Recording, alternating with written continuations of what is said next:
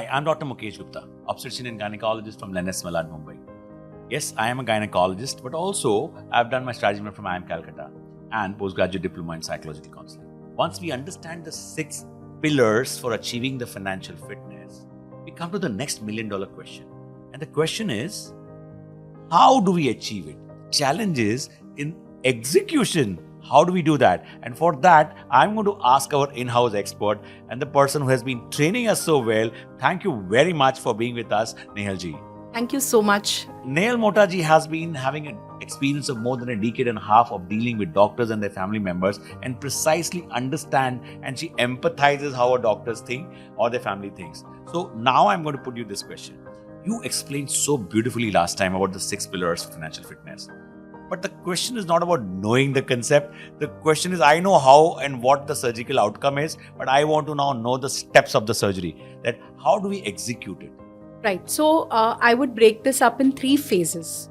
The first phase is that we lay a strong foundation with our finances, which begins with understanding our So cash first you flows. tell me these 3 layers. Foundation first. Yeah, foundation. Yes. Then we actually getting into execution or investing. Okay. And the last is that how do we monitor, rebalance, which eventually will lead to compounding and us achieving that financial fit. So the first thing which we need to do is that where do we stand today in terms of what is our income, what is our expenses. And we first need to start tracking where is our money going.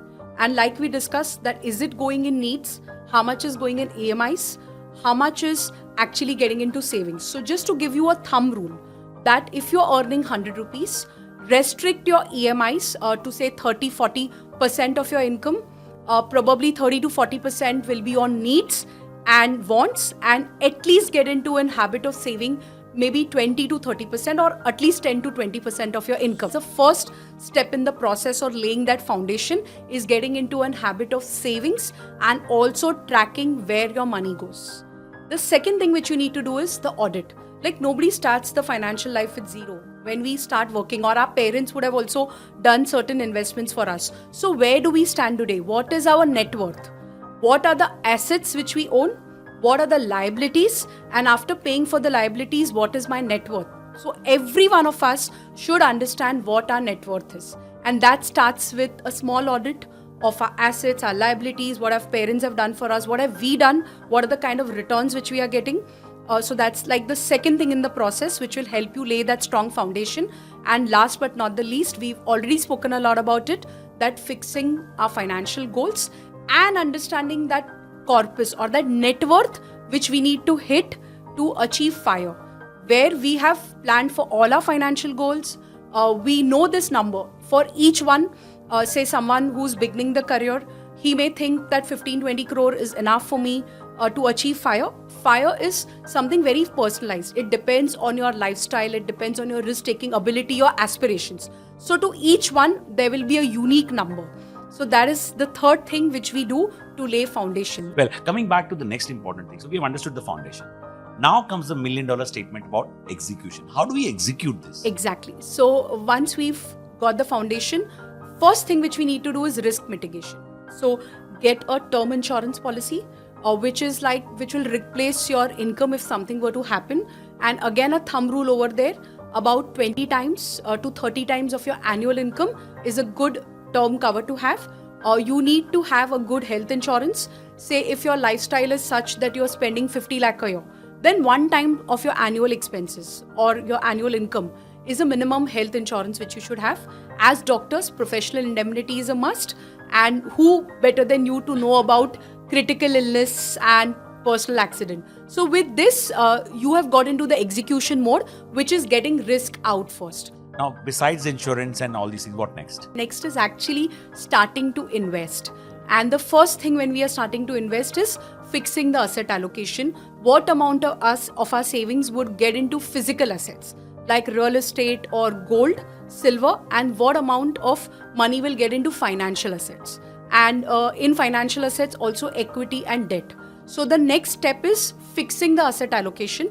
Once you fix the asset allocation, you get into, say if you decide to get into equity, how much would you put in mutual funds? How much would you put in direct stocks? So that's the next step where we actually start making or constructing the portfolio. And the last step of execution is setting up your demat account, your mutual fund accounts in joint name with a nominee and all, and automating as much as possible. So suppose if I want to plan that some amount will go in mid cap, some in large cap, some in hybrid, some will go in purely sectoral way, and I want to put some money every month in say some particular stocks or an other amount of money in some large cap or my coffee can, which I'm not going to touch now. I'm going to touch when I turn 60 or 65. So how can you automatically or in an automated way segregate my funds every month? So the two questions which you need to ask yourself is, what is my time to the goal? How do you decide how much large cap, mid cap, small cap? It depends on the time to the goal, your risk taking ability. Now what do I mean? Everybody talks about risk taking ability. What is that? In case if markets were choppy and you've invested 100 rupees and the portfolio may go down by 70, 80, 60, it will go down by that much. Giving stress. So which is that point where you will really get uncomfortable, When our and you will coroners get will start choking sleepless, up. where you will get sleepless night. That defines your risk tolerance. This brings me to the last part about financial fitness, is that it's not just the process is not just a one time fixing financial goals or fixing asset allocation and actually starting investments. It's an ongoing kind of a thing, because markets change, your life situations change, so your plan has to be monitored, it has to be rebalanced at the regular intervals, and eventually it's an ongoing process which will lead you to financial fitness. So this is a beautiful understanding that we've got today. For more such information, stay tuned for knowing more about how you can best balance and plan your financial assets to be able to achieve your financial freedom. Thank you very much.